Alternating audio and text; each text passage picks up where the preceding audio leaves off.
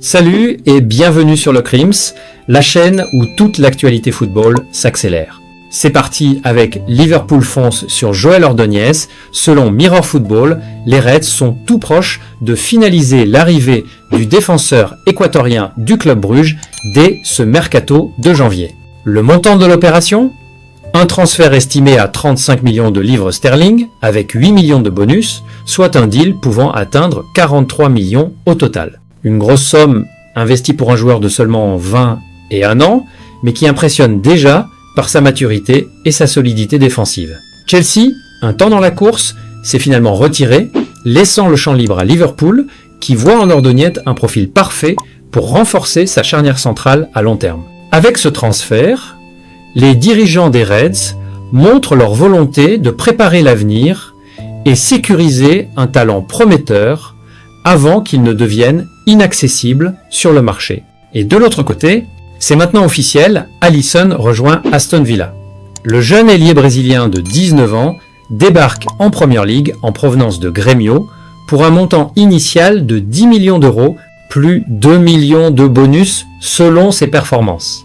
Gaucher technique, rapide et percutant, Alisson est vu comme un jeune prodige prometteur au Brésil. Il s'engage avec Villa jusqu'en 2030 et preuve de la confiance du club dans son potentiel. Avec ce renfort, Unai Emery ajoute une nouvelle arme offensive pour la seconde moitié de saison. Les supporters peuvent s'attendre à du spectacle. Et de l'autre côté, Robert Lewandowski bientôt vers un nouveau défi.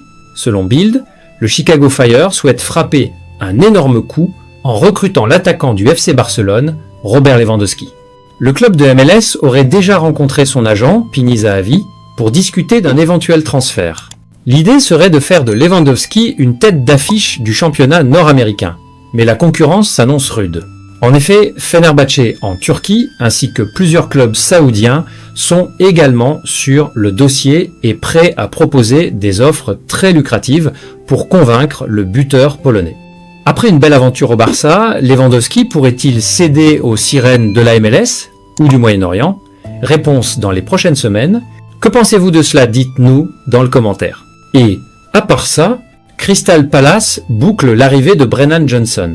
Un accord total a été trouvé avec Tottenham pour un transfert à hauteur de 33,5 millions de livres sterling.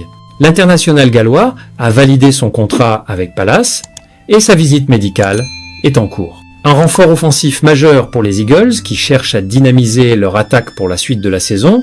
Johnson, jeune, rapide et décisif, pourrait devenir un élément clé dans le système de Roy Hodgson. Une belle opération sur le marché hivernal. Et de l'autre côté, Arsenal surveille de près la situation d'Arda Güler.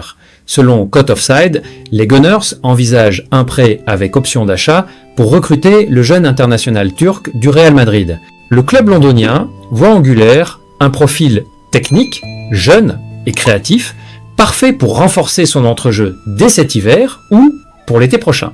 Après un temps de jeu limité au Real, Arsenal espère profiter de la situation pour tenter un coup intelligent.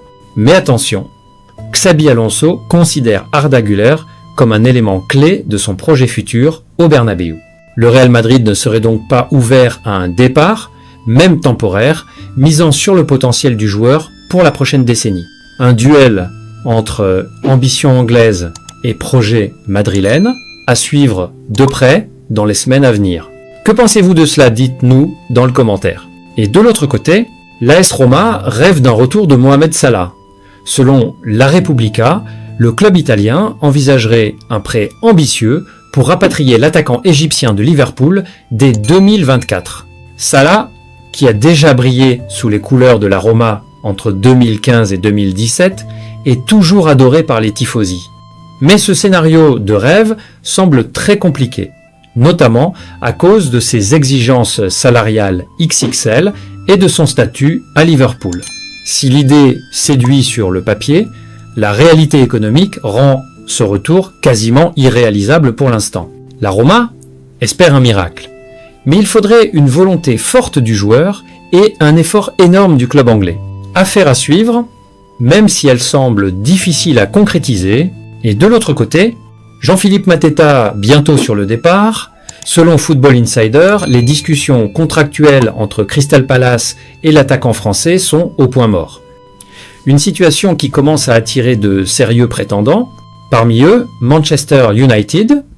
Les Red Devils suivent de très près l'évolution du dossier et envisagent de passer à l'action dès ce mois de janvier. Avec un besoin urgent de renfort offensif, United voit en Mateta un profil physique et expérimenté, capable d'apporter un vrai plus dans la surface. Crystal Palace pourrait être contraint d'ouvrir la porte à une vente s'il ne parvient pas à prolonger son buteur. Un dossier à surveiller de près dans les prochains jours. Et d'autre côté, Manuel Ugarte vers Galatasaray cet hiver.